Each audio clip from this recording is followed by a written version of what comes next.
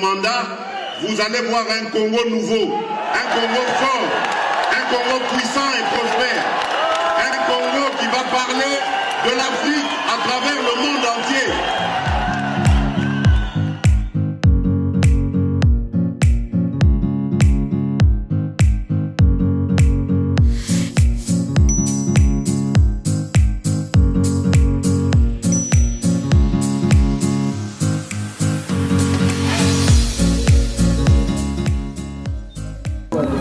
Merci beaucoup, très chers amis de la presse de la liberté, pour avoir répondu à notre invitation en vue de communiquer sur l'état de la nation. Tozane Sengoya Yambabino awa na état-major politique ya armée de bâtisseurs tshisekedi moko ya balingomba na kati ya UDPS Tshisekedi. Donc l'armée de bâtisseurs tshisekedi eza ABT oyo na Kambaka. Donc, c'est vraiment un plaisir d'être devant Micro Nabino, chevalier de la plume, 4e pouvoir. Le samedi 20 mai, la ville-province de Kinshasa avait connu de multiples manifestations. Donc, samedi 20 mai, il y avait beaucoup de manifestations dans la ville-province de Kinshasa, programmées par la mouvance présidentielle où il y a union sacrée, c'est-à-dire AVC, il y a Excellence Didier Moudimbu, le génie blanc, na Obabengi, ACP, il y a Gentini Ngobila Mbaka, le représentant du chef de l'État dans la ville-province de Kinshasa, na ACP Balana meeting, na Obabengi, la Ligue des jeunes de mon très cher parti, l'Union pour la démocratie et le progrès social. De l'autre côté, l'opposition que j'appelle aujourd'hui, que j'avais appelé la fois passée, l'opposition monstre à 4 têtes, l'opposition bourgeoise, bango pe basala ki babengi lancement à manifestation. Comme ça a été toujours, conformément à l'article 26, la Constitution, où ils ont autorisé la manifestation après avoir informé l'autorité urbaine, c'est l'article 26 de notre Constitution.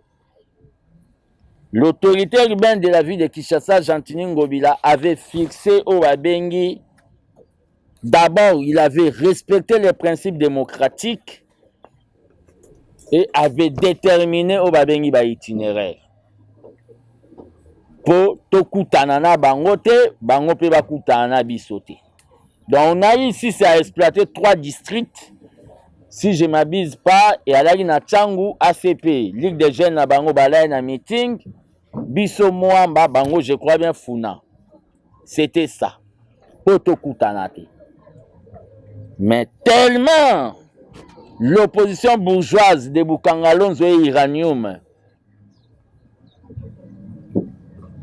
plus tribalisme, monstre à 4 têtes, Bazalaki na Obabengi, ils avaient déjà prémédité le chaos, le mal, avec intention délibérée de détruire la ville. Baboya ko respecter au Babengi itinéraire na bango. Ils n'ont pas voulu respecter l'itinéraire parce qu'ils avaient déjà planifié.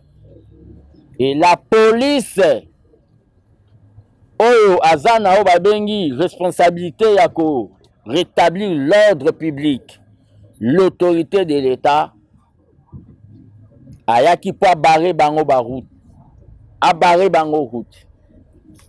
Tellement ils avaient déjà ils avaient déjà planifié par bateau basi ba recruter des soi-disant. Ça doit aussi nous enseigner, nous les peuples, qui faire le choix pour représenter bino ensemble. Il y a eu 2 députés, Maki Mukeba et Daniel Safou. Les deux fous des rois de Katumbi là, les deux fous des rois de Katumbi sont passés dans des chaînes de télévision pour lancer des appels au balobi à la loubaphonie, c'est-à-dire appel na haine vis-à-vis ya ethnie moko ya mboka. Ça ne doit pas passer comme ça. Le tribalisme, la xénophobie, nandonge ba kokoma nango, la loubaphonie, eza babengi crime, eza discrimination contre babengi toute une ethnie ya baluba. Ils ont lancé des histoires, ils ont menacé que les choses ekobeba, en incitant les gens contre les baluba, en incitant les autres tribus frères contre les baluba. Les autres circulés, je vais vous donner, si vous n'en avez pas, vous allez voir. La même opposition bourgeoise, ils ont ça la marche, na simaba jipeza, na ba bengi au glacé. Mais peuple a otambola makolo, bango ba okima, Katumbi, tia vi koma tia fuya. Na si obanda otuna, kasumbale seza api, sakanye za api. Dika se, te, ozagi vert, ozande na kin.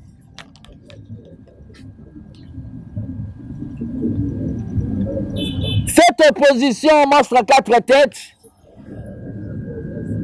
donc Katumbi marche avec des mercenaires, plus de 6 gardes de corps avec des armes au feu.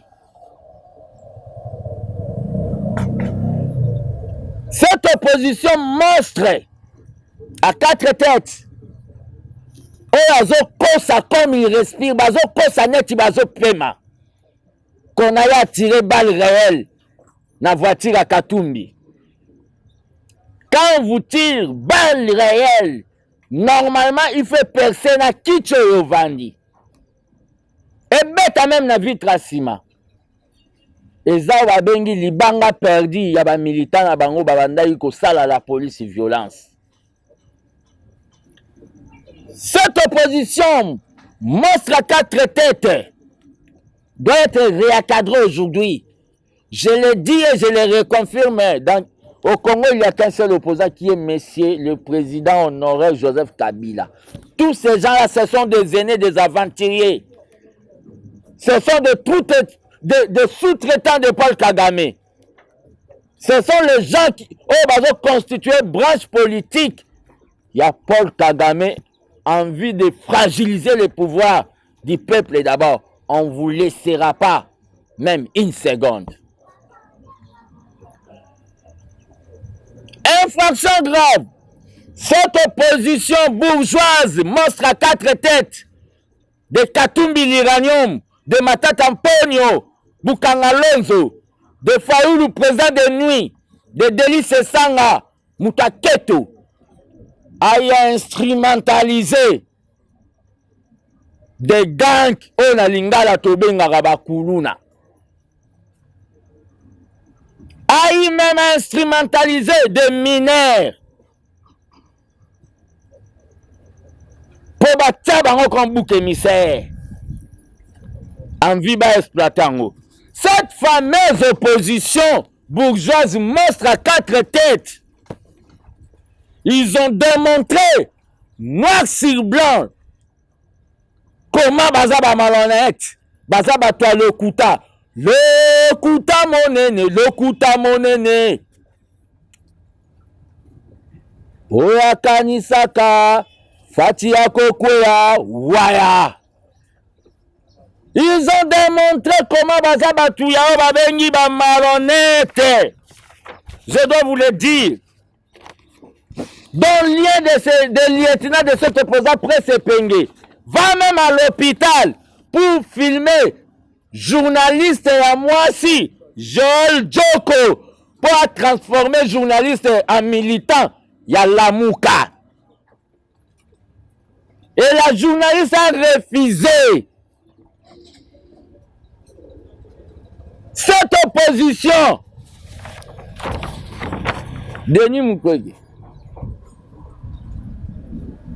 Médecine et politique de Denis Mukwege. Docteur Denis Mukwege. Médecine et ça, bah piquer te. Dans médecine, politique et ça, bah piquer te. Politique et politique. Politique pe na Congo. Au Congo te. Ata so zwi ba prix Nobel ano ko tambo na ba prix Nobel no ba oye ba ote. Succès à Congo ou taka na Congo. Zana ba o ba bien dîner ba vitesse.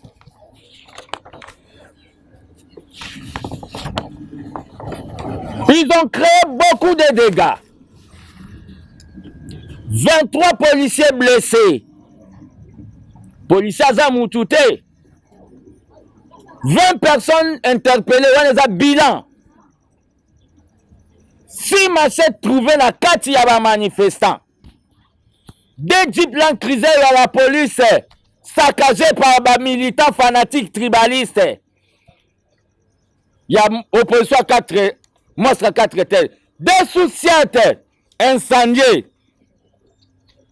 Ils ont poussé la police dans le dérapage. Que je condamne en tant que gardien du temple. Les garçons, Roger Massassou, les mineurs, le petit Roger Massassou. Je vais vous donner les images qu'il était instrumentalisé. Azo bamba mabanga nde tomona rabakuluna. Mais il y a des images qui circulent. Pourquoi ils sont en train de... L'IDPS fonctionne avec l'œil du peuple. Bon, bimisi image à brutalité, bah policier, bah salarié, que nous condamnons avec les dernières énergies, peut-être que bah policier, bah menaçant qui mineur wana, bah zamisa touté, bah là que moi bah 6 selon vidéo. Il faut bah l'interpeller, puis à la radio télévisée, envie à couper ça bah policier misusu, leçon que bah double homme, bah double homme té. Il fait à la radio télévisée. La bienté, ça va continuer. L'opposition va même exploiter ba image. Il y a Mabé, il y a ba manifestation à Kala. Au pouvoir leki. Et beta batuba masasi batuba michopwe bima. Bazo ke exploiter na ba photo na bazo actualiser yango. Pour ba salika pouvoir.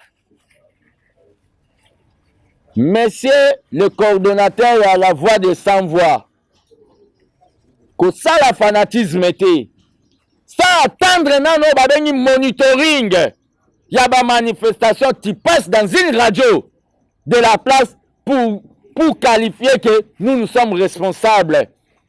Il y a des makamwa. Pourquoi vous voulez jeter de le pauvre dans le président de la République? Pourquoi? Aux États-Unis, quand les policiers blancs tabassent, les noirs peuvent commettre des crimes, est-ce que tout ça, le président des États-Unis, ce sont des bavures que nous ne pouvons pas encourager, que nous condamnons, nous, l'IDPS, vis-à-vis de Basalaki na Mwana. Vraiment, c'est regrettable.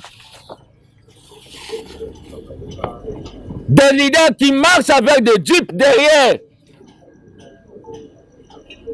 Après, la population là va marcher à pied.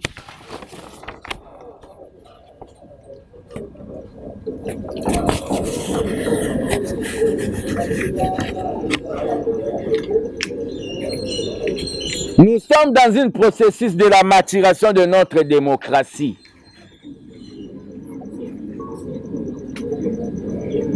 Nous avons trouvé une armée, nous avons trouvé, excusez-moi plutôt, police moko, oyalagiya, police mélangée.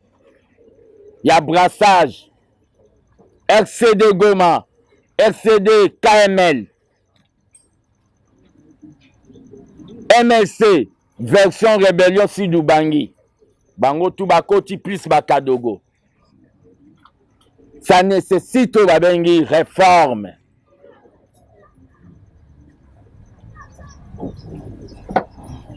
Le président de la République a fait une descente pour na kotala mwana nae oya zalaki brutalisé Roger Massasu. Et le président de la République a kendaki pe a kotala journaliste oyo arme nae et à la gaz stylo na caméra.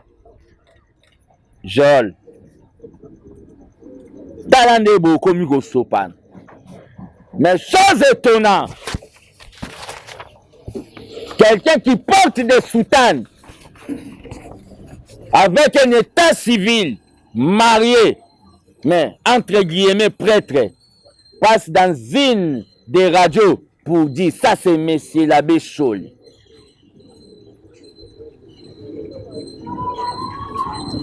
Monsieur l'abbé Cholé, quelle est la différence entre déclaration à Moïse Katumbi, yaka opposition à monstre à 4 têtes, na déclaration nae? Yayo.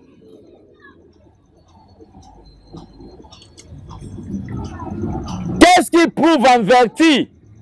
Il a tenu mon commis brigade spéciale de l'UDPS que Euche Panabiso. Aujourd'hui, M. Cholé, vous venez oublier que l'UDPS, c'est l'unique parti où Batubamona qui a pour voter option à non-violence. Vous commencez à nous accuser aujourd'hui que nous avons au Babengi milice.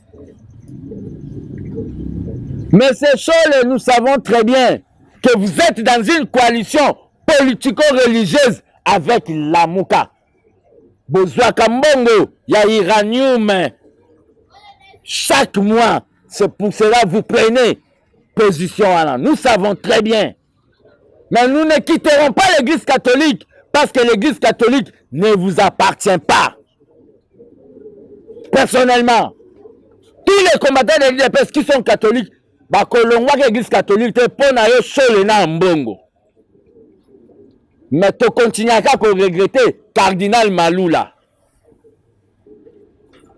Parce que s'il était là, je ne crois pas bien, Bongabo Zwata, ou Babengi, seconde Yakolobaka, Baliven, na bêtise, na makambo, ya Batoubaran intention Yako détruire Mboka. Vous avez déjà vu l'UDPS avec des milices, et vous confirmez. Je ne sais pas si en vertu de quoi. Toliaki excès de communion Tony. Que Batiraki Moïse Katumbi avec des balles réelles. Vous confirmez.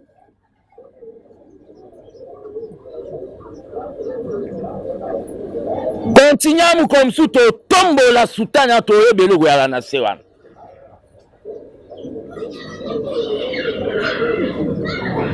Prêtre avec état civil, marié, père des enfants, caché quelque part ici en Italie. Ce sont vous, il faut les papas qu'il fallait excommunier Binoata.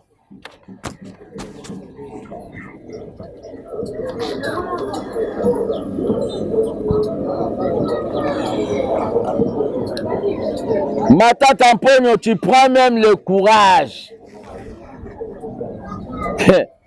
de regretter. Vous avez tout fait que Poto Simba Makila Moutumeto Simbi Makila Batouté. Vous avez tout cherché. Naba science nabino naba cravate à rouge. Que Makila est tanga. Mais bozui bisoté. Na yo ki bo décrété jeudi ba descente na niveau ya Seni. Tant que gardien du temple de la démocratie, Tshisekedi à Nouveau Testament, mobilisateur à Souka Tshisekedi le père à Noma. Tous les combattants prêts pour, toujours prêts aux aguets. Nous demandons, Naoba Bengi, nous informons le gouverneur de la ville, Gentini Ngobila. Ce qui bango batema kona bango na seni biso pe tokoya. Toko mema bino na système ya bar poto. Qui met à 2023 aussi là. Donc nous avons un système à bar poto. Oh bon mon akani alaka ligue des jeunes à IDPS. Mais alaka IDPS eza usine na politique na kati ba machine eze belé. Machine moi ligue des jeunes, machine sous ya ligue des femmes. Machine sous ya parlement debout, machine sous la force du progrès, machine sous ABT. Oh bon la ligue des jeunes et s'occuper na bino. Ba papa mibimba. Opposition bourgeoise monstre à 4 têtes. Et bon biso monsiko, soto simbi bino IDPS tant que usine na habite so bozonga vivant. J'informe l'autorité de la ville-province de Kinshasa. Espace Yasseni, et ça espace Baloba, qu'on ne peut pas violer. Nous avons tenté en 2011, si je ne m'abuse pas, nous avons perdu notre combattant, Serge Loukoussa, que son âme repose en paix. Tu perdais liboso la Seni, Serge Loukoussa. Espace à Seni, nous avons informé, papa, maman, Boye Bisaba na no, selon Mibeko, espace à Seni. Et Peki Sami na ba politicien, ya koya ko sala activisme politique wana. Mais nous avons bisa na autorité de la ville. Ce qui batwa ba bimi jeudi. Bisope, to programmer machine na biso pour chaque jeudi.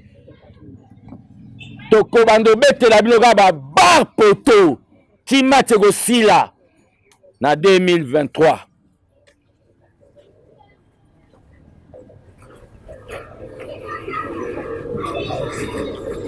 Travailler avec des France 24, des chaînes des Occidentaux, des chaînes corrompues. Travailler avec vos chaînes étrangères. Là où vous donnez, Bambongo Boyiba et Belé, il y a l'État le bien mal acquis. Opposition à patient. Quand tout le monde qui maquille, Babeta ya pembe, gaz à pembe. Et bon, ça va bête banda beta biso ya violé. Na si olinga ko piquer crise. Boko mesana. Lete yembe la bino mame le bako mesana. Mame le boko mesana. Boyebi kakutu po kanya manda zate. Boko mesa bo bando tembo ya ba marche na ba jeep na ciment.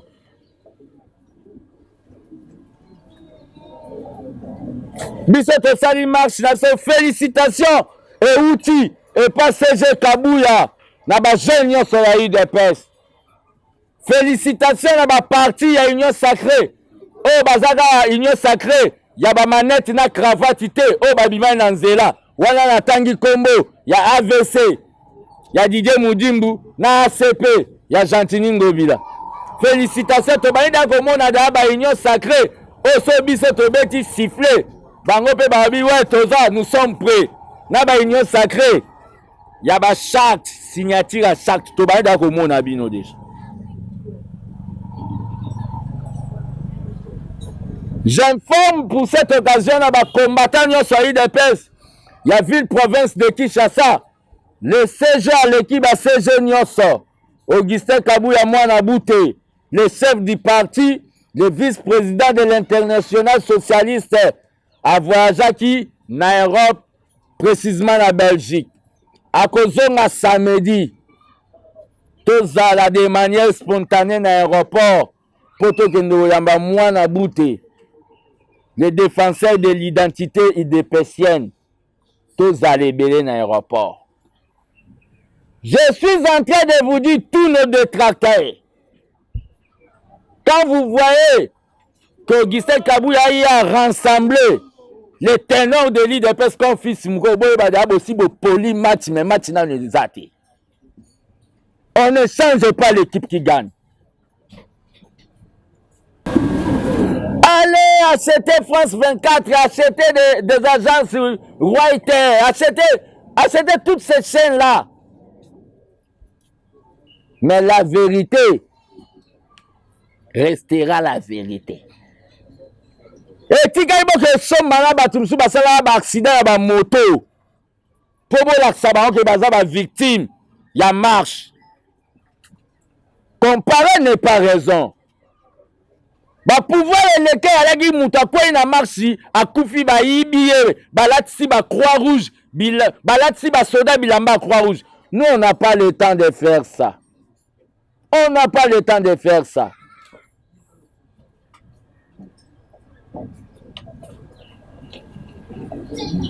M.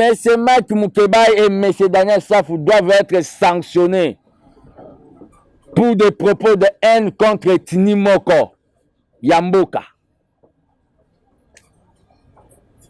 On dit le tribalisme, on dit la xénophobie, on dit le tribalisme. Bango va se réduire vraiment à Obabengi. La loubaphonie.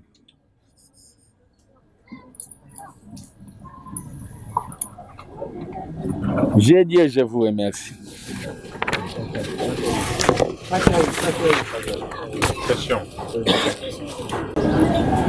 Il y a eu demande à Obabengi 3 manifestations. Dans le moment, il y a des menaces à niveau de Bakwamout. L'autorité détermine que Boko Banda Boy. Vous dites que vous êtes des leaders populaires. Pour votre information, moi je suis un jeune leader. J'avais fait une descente rien qu'avec un $200 dans Matadi, dans Congo central. Na commis vendredi, le dimanche, na tondi ça claque derrière hôtel Métropole. Plein à craquer. Pour Ranangé Kenda. Na Kenda Katanga. Na Otambo na venu de la révolution. Ma voiture est ça embouteillage. Parce que je suis déjà un jeune leader transnational. On peut vous mettre partout. Pourquoi vous cherchez seulement Tchangou? Vous cherchez seulement des zones où il y a à majorité, les gens, il y a province neti abandonnée. Pourquoi? C'est du tribalisme jusqu'à la moelle épinière. L'autorité peut déterminer les itinéraires. Il était dans l'obligation de déterminer les itinéraires pour éviter l'irréparable et le chaos.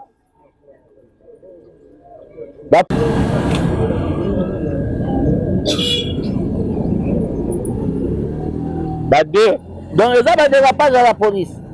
Mais M. Chole ne doit pas oublier les gens qui M. Matata Mpogno, M. Muzitu, non, M. Katumbi, M. Matata Mpogno, M. Fayoulou et M. Délice Sang. Je vais porter plainte pour incitation à la désobéissance civile et instrumentalisation des mineurs. La date vous sera communiquée. Tant que citoyen congolais,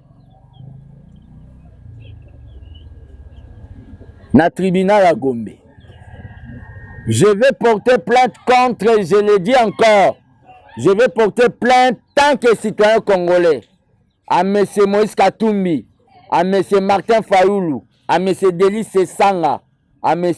Augustin Matata Mpogno pour incitation à la désobéissance civile et instrumentalisation de la jeunesse, spécialement des mineurs. Quelqu'un avait une question terminée. Deux questions, magazine Monda Ekolo. Nazana deux questions. Première question, le 25, jeudi le 25, il y a jour où l'église Kimbanguiste a fait à Noël. Opposition a saisi l'hôtel de ville pour faire l'activité. Binopo IDPS pour le vivre, vous appelez dans le pour faire l'activité. Et ensemble, l'activité, on a ceux qui battent Bakoufi. Et nous avons tout un chef de l'État qui est à l'époque opposition, Bando, on a tout à Kabila. C'est la première question. Deuxième question, Ezali. Mais sécurité comme la ville na porte ya Kinshasa a na Maluku to moni ba milice mobondo bozo banga te ke na sima ba désordre eza ko salima na sima ba marche ba ko pe ko kota pour renverser pouvoir. Voilà deuxième question. Ouais, d'abord pour na bateau bazo rêver ba renverser pouvoir bayak.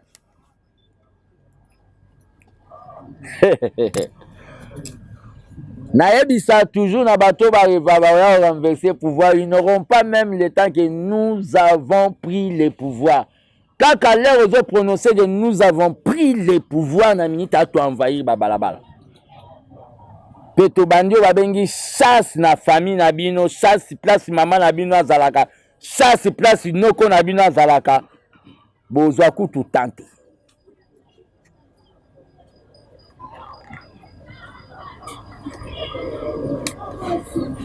Merci pour l'information que le 25 eza au babengi journée à Mbotama.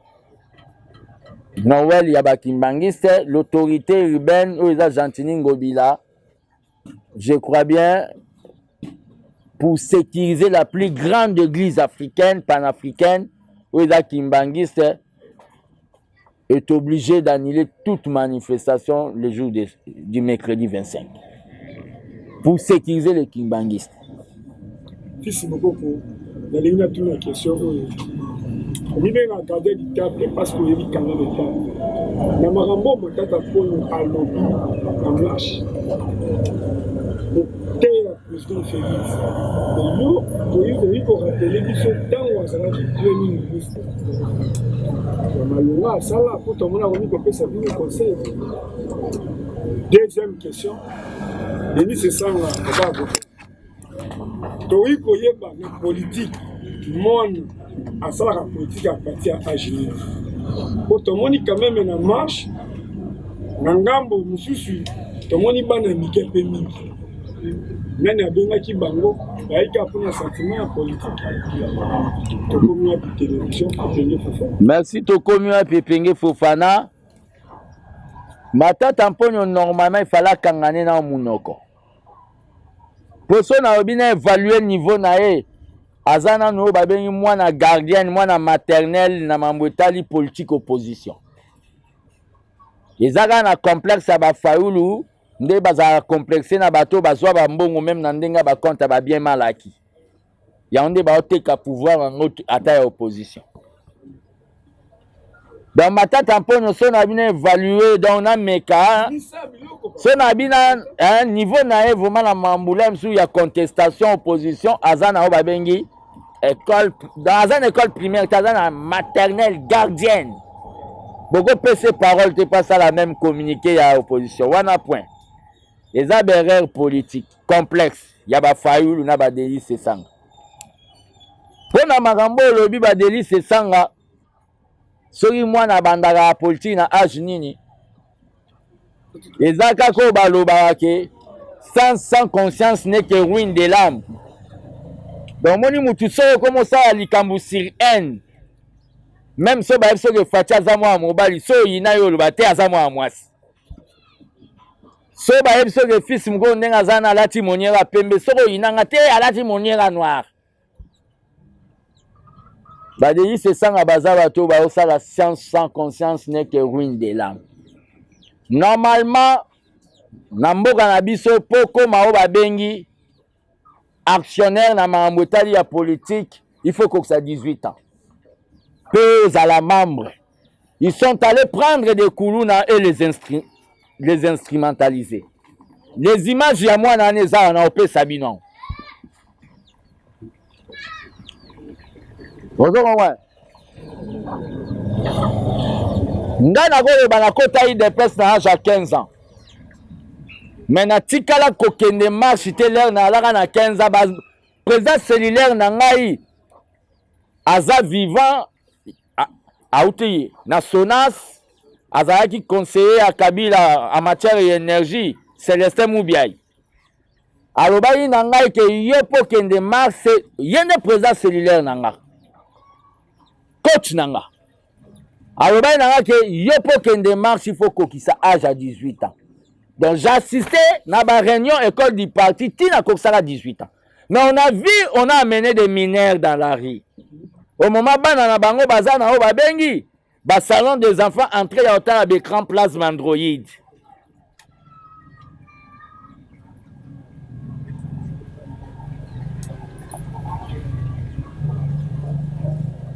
L'Assemblée provinciale de Kinshasa, l'Assemblée nationale, il faut bien invalider Daniel Safou et Mike Mukebai pour des propos xénophobes, pour des propos tribaux vis-à-vis ethnie.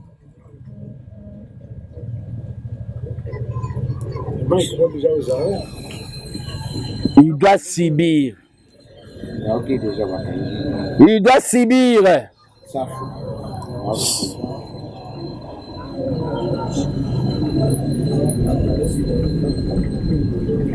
Nous devons vous dire ceci.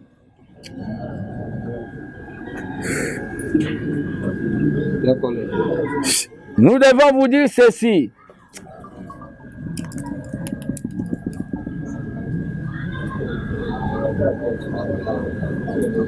Nous continuons la lutte pour terminer.